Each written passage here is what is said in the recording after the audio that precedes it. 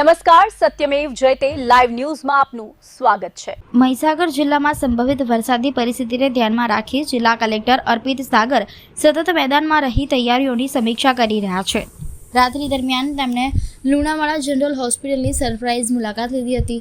ત્યારબાદ બીજા દિવસે જિલ્લા આપત્તિ વ્યવસ્થાપન કેન્દ્રની મુલાકાત લઈને વરસાદી સ્થિતિ અને ડિઝાસ્ટર મેનેજમેન્ટની તૈયારીઓની સમીક્ષા કરી હતી।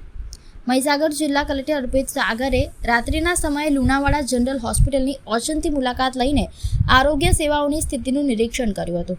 આ દરમિયાન તેમણે ખાસ કરીને ઇમરજન્સી સારવાર વિભાગની કામગીરીની સમીક્ષા કરી હતી।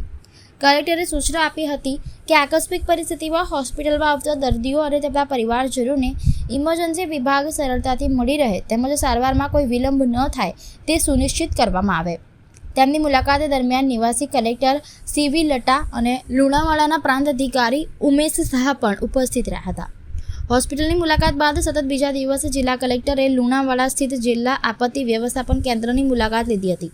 અહીં ડિઝાસ્ટર કંટ્રોલ રૂમ ખાતે 24 કલાક ચાલી રહેલા મોનિટરિંગ, ઉપલબ્ધ સાધન સામગ્રી અને સંભવિત વરસાદી પરિસ્થિતિને પહોંચી વળવા માટેની તૈયારીઓની સમીક્ષા કરવામાં આવી હતી। કલેક્ટરે સંબંધિત અધિકારીઓને વરસાદી પરિસ્થિતિ દરમિયાન સતત સતર્ક રહી કોઈપણ કટોકટીની સ્થિતિમાં તાત્કાલિક અને અસરકારક કામગીરી સુનિશ્ચિત કરવા જરૂરી સૂચનાઓ આપી હતી। આજે હવે રાત્રે આકસ્મિક મુલાકાત અમારી બે જગ્યાની કરવામાં આવી છે।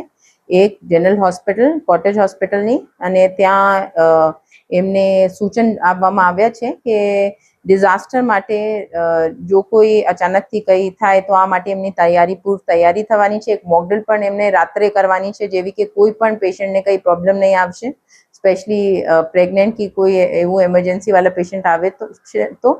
અને બીજું, અહીંયા ડિઝાસ્ટર શાખામાં પણ, કંટ્રોલ રૂમમાં પણ જેમની ડ્યુટી છે એમને સૂચન આપ્યા છે કે તકેદારી રાખવાની છે। અને અમારા બધા ઓફિસર્સ એકદમ એક્ટિવલી અહીંયા કામ કરે છે। અને જો કોઈ ઇસ્યુ થશે તો તરત જ અમારા વહીવટી તંત્ર બધું કામ કરવામાં અગ્રેસર રહેશે। અને જનતાને પણ હું વિનંતી કરું છું કે હવે રેડ કે ઓરેન્જ એલર્ટ હોય છે જિલ્લામાં બારિશમાં, તો બહાર બિનજરૂરી નીકળવાનું નથી। અને જો કોઈ ઇસ્યુ આવે તરત જ અમારી કંટ્રોલ રૂમ પર કોલ કરીને અમે ઇન્ફોર્મ કરો। Thank you.